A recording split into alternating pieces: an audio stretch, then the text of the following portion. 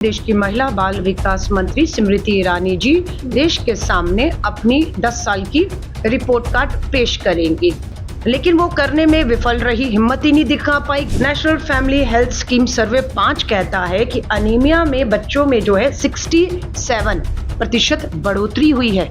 आपके दावे कहाँ हैं? देखिए, ये जो वैक्सीन है और ये सब जो बातें कर रही, इनकी होती तो ऐसा नहीं होता।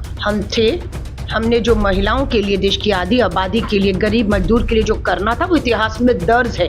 ऐतिहासिक फैसले हम लोगों ने लिए और उस ऐतिहासिक फैसलों की वजह से आज भारत की नींव मजबूत खड़ी हुई है। ये आपकी जो 10 साल आप जिस इमारत की बात कर रहे हैं, उसको जो नींव देने का काम है, मजबूत नींव देने का काम कांग्रेस के शासनकाल पे हुआ है। और जो इमारत की आप बात कर रहे हैं वो खोखली इमारत है। कांग्रेस होती तो करती, नहीं करती इनमें मत जाइए। आप थे 10 साल, आपकी हिम्मत हो तो रिपोर्ट कार्ड पेश कर दीजिए तथ्यों पर। कांग्रेस ने आज एक प्रेस कॉन्फ्रेंस करके केंद्रीय मंत्री स्मृति ईरानी से कई सवालों की बौछार लगा दी है, 10 साल का हिसाब मांगा है। इसी पर ज्यादा बातचीत करने के लिए हमारे साथ कांग्रेस की महिला विंग की अध्यक्ष अलका लामा जी मौजूद है। मैम, क्या प्रेस कॉन्फ्रेंस थी और क्या आपके जरूरी सवाल सीधा स्मृति ईरानी जी से आज रहे? देखिए, देश उम्मीद कर रहा था कि चुनावों में जाने से पहले देश की महिला बाल विकास मंत्री स्मृति ईरानी जी देश के सामने अपनी 10 साल की रिपोर्ट कार्ड पेश करेंगी, लेकिन वो करने में विफल रही, हिम्मत ही नहीं दिखा पाई कि एक प्रेस वार्ता करती, एक बुकलेट जारी करती, अपनी रिपोर्ट देती, अपनी उपलब्धियां बताती। जब वो नहीं हुआ तो कांग्रेस नेता जयराम रमेश जी ने ट्वीट के माध्यम से कुछ सवाल खड़े किए, जिसमें महिलाओं की सुरक्षा को लेकर उन्हें न्याय दिलाने की बात हो, बेरोजगारी की बात हो, महंगाई की बात हो, आंगनवाड़ी आशा वर्करों की के साथ हो रहे अन्याय की बात हो, अनीमिया की भारी कमी बच्चों में और महिलाओं में जो देखी, उसके सवाल थे। स्मृति ईरानी जी उकसाए पर आ गई, ट्विटर खेल शुरू कर दिया। ट्विटर पे रात को 10 बजे जवाब दे रही हैं और जब हमने उनके जवाब पढ़े तो हमें लगा ये जवाब पूरी तरह से भ्रमित करने वाले हैं, झूठे हैं, इनको बेनकाब करना चाहिए। पूरे तथ्यों के आधार पर, सबूतों के साथ, ग्राफिक के साथ आज मैंने वो प्रेस कॉन्फ्रेंस करके सवाल खड़े किए। अनीमिया के ऊपर ये नेशनल फैमिली हेल्थ स्कीम सर्वे 5 कहता है कि अनीमिया में बच्चों में जो है 67% बढ़ोतरी हुई है। आपके दावे कहाँ हैं?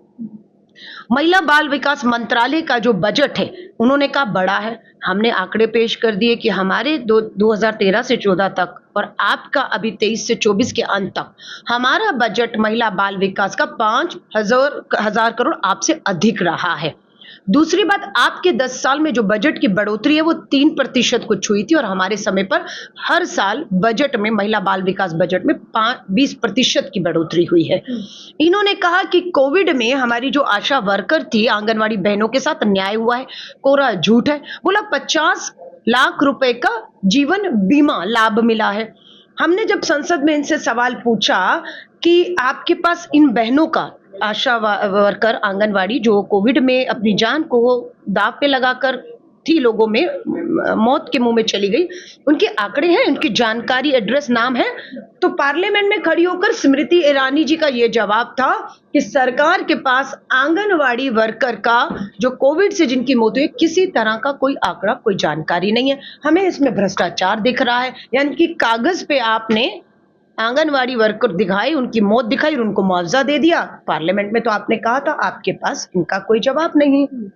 मैम, लगातार आप लोग जरूरी सवाल पूछे, महत्वपूर्ण सवालों को और समस्याओं को लोगों के सामने लेकर आ रहे हैं, लेकिन स्मृति ईरानी जी लगातार जो केंद्र की योजनाएं रही है उस पर उल्टा आप पे जो है आरोप लगा रही है कि अगर दिल्ली में गांधी परिवार की सरकार होती तो लोगों को वैक्सीन नहीं मिलती, लोगों को उज्ज्वला योजना का लाभ नहीं मिलता और 5 किलो राशन नहीं मिलता।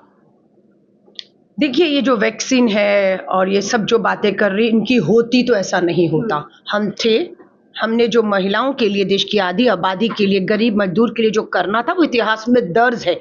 ऐतिहासिक फैसले हम लोगों ने लिए और उस ऐतिहासिक फैसलों की वजह से आज भारत की नींव मजबूत खड़ी हुई है। ये आपकी जो 10 साल आप जिस इमारत की बात कर रहे हैं, उसको जो नींव देने का काम है, मजबूत नींव देने का काम कांग्रेस के शासनकाल पे हुआ है। और जो इमारत की आप बात कर रहे हैं वो खोखली इमारत है, वो ताज के पत्तों की तरह ढह गई। कब? जब आपका इलेक्टोरल बॉन्ड में खुलासा होता है कि वैक्सीन कंपनियां हो, नकली दवाएं बनाने वाली कंपनियां हो, या किस किस को आपने ईडी के दबाव से या किस किस कंपनी को ठेके के नाम पर आपने उगाइयां की हैं, इलेक्ट्रोल बॉन्ड में आप बेनकाब हो गए हैं पूरी तरीके से।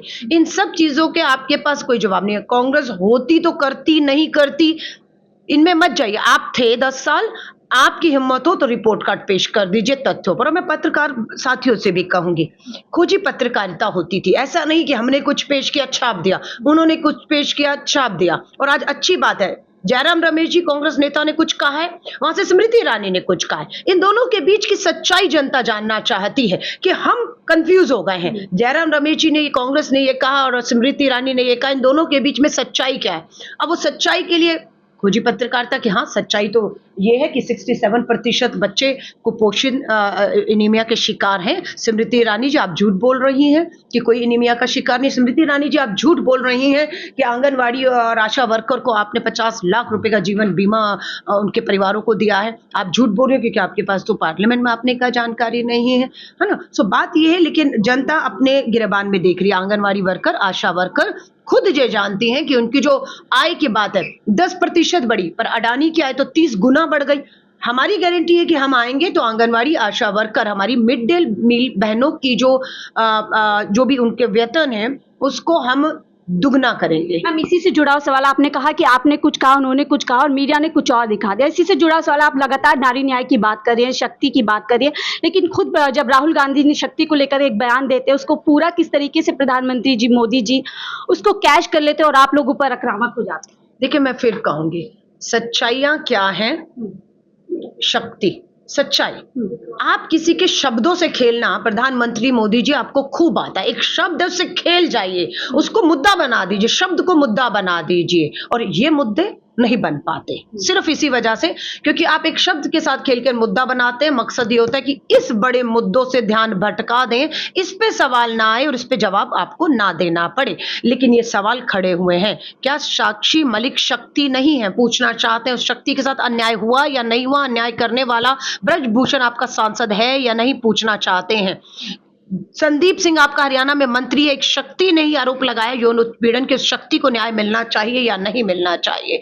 अंकिता भंडारी शक्ति है आपकी नजर में या नहीं, जो इस दुनिया में नहीं रही, जिसके साथ गलत काम करने का अपराध आपके नेताओं ने किया? बीएचयू में पढ़ने वाली बेटी शक्ति है मोदी जी आपकी नजर में या नहीं, जिसका सामूहिक बलात्कार करने का आरोप दोष आपके आईटी सेल के नेताओं पे, जिसके साथ आपकी तस्वीरें हैं? तो कौन से आप ये ढोंग करना मोदी जी। एक आखिरी सवाल चलते चलते, कंगना रनौत से जुड़ा हुआ, लगातार जिस तरीके से उन पर बयानबाजी की गई, उसके बाद अब पूरी तरीके से भाजपा की महिला नेता उनके सपोर्ट में आ गए और पूरा महिला आयोग भी उनके सपोर्ट में आ गया। देखिए, कोई भी सपोर्ट में आ जाए, मंडी, मैं हिमाचल के चुनाव में मीडिया एंड कम्युनिकेशन प्रभारी रही हूँ।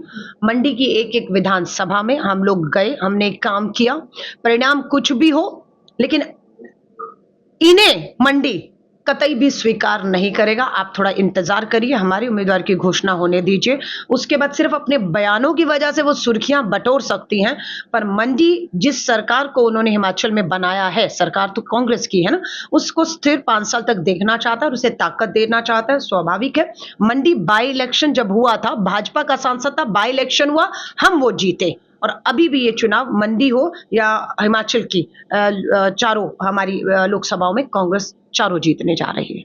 तो आप सुन रहे थे अलका लांबा जी को, जिनके साथ हमने खास बातचीत की और जिस तरीके से उन्होंने एक के बाद एक अपनी तमाम योजना यूपीए सरकार में रही है और यदि उनकी सरकार बनती है तो किन मुद्दों पर, वो खासतौर से महिलाओं के मुद्दों पर क्या क्या काम करेंगे, तमाम ऐसी बातें बताई। और साथ ही भाजपा पर पूरा तरीके से आक्रामक दिखी हैं और सवाल कर रही है कि 10 साल का हिसाब दीजिए, क्या 10 साल में आपने काम किए हैं? लगातार जो जनता है आपसे वो सवाल पूछना चाहती है, वही बातें जानना चाहती है। लेकिन किस तरीके से केंद्रीय मंत्री स्मृति ईरानी लगातार मुद्दों से भटकाने का काम करे, घुमाने का काम करे, चाहे इलेक्टोरल बॉन्ड का मुद्दा हो, तमाम ऐसे मुद्दों पर बार बार भाजपा आगे लाती है और जो असल मुद्दे जनता को, उससे कहीं ना कहीं लोगों को भटकाने का काम करती है। खास बातचीत आप सुन रहे थे। फिलहाल मुझे दीजिए इजाजत, मैं शाहीन कार 4 PM दिल्ली के लिए।